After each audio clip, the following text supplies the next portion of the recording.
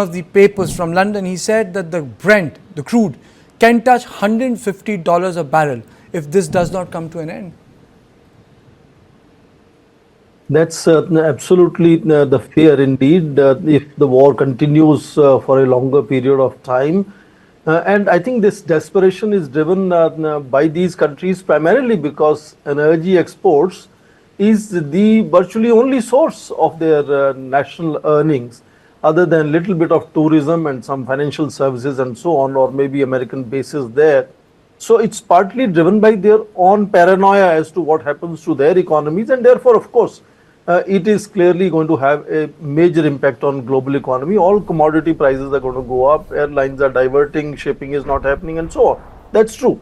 But it's also significant to understand as to how can we imagine some kind of negotiations taking place. Both sides expectedly will present a very, very robust, very, very aggressive posturing, and that's what is happening. Both sides are saying we don't want to negotiate, but its possibility is that somewhere in the, behind the curtain, possibility of some initiatives like Scott mentioned, Qatar may be trying, so that until that goes on for a couple of weeks and they develop enough confidence that they can now move to negotiations, this bravados and these mutual attacks are likely to continue.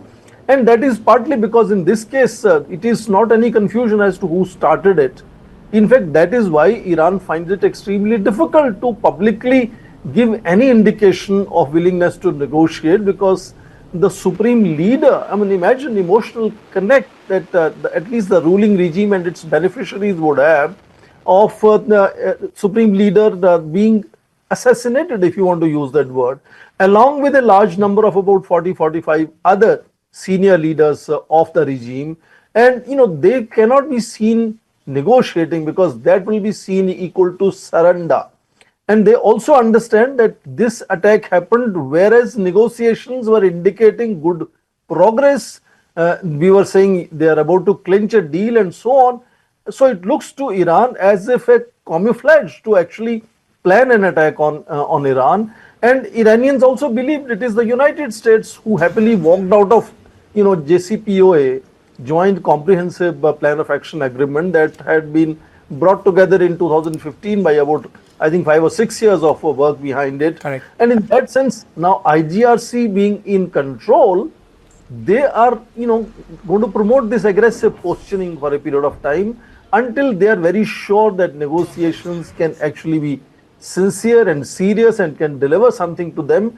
Basically, that drift will also depend on their own calculations of stability of the regime. And if you're mentioning Kurdistan movement could come up again and Kurds could create some internal trouble. That is something.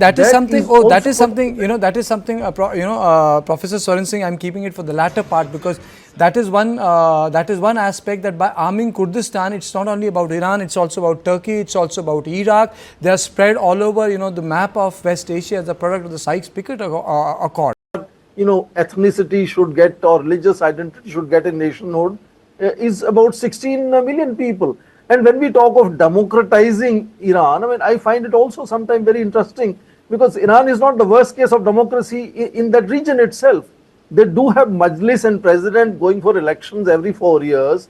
I understand people are unhappy, and therefore at the beginning of the year, the protest nationwide showcased that people are generally very unhappy with the regime, partly because of half a century of sanctions and so on. But nevertheless, people are unhappy. But then they have that mechanism of going through elections. All nations have, issues with the elections itself. But, Trump today is saying he wants to have a say in who becomes the next, Shia cleric to become the supreme that's leader. megalomania, sir. Is a very, it's a dangerous, proposition to think of. Okay, let me ask this So question in to that you. sense, Do you think, sir, that the Sunni kingdoms, the non-Shia states, do you think that they can build pressure on Donald Trump? Can the pressure come from those who are being bombed 24/7 by Iran? Qatar, Bahrain, UAE, Saudi Arabia, or they will not? There is already a sense of paranoia and to some amount discomfiture with the fact that they are being bombed by Iranians, and Americans are not able to help it. And Keir Starmer said, I have sent 4 fighter jets to Qatar, and it can be also used by Bahrain against incoming missiles. I fail to understand that. I'm not a military man, I'm a common man as far as military technology is concerned. The regimes here are increasingly becoming aware of limitations of depending on United States in that sense. And if it continues couple of more weeks, This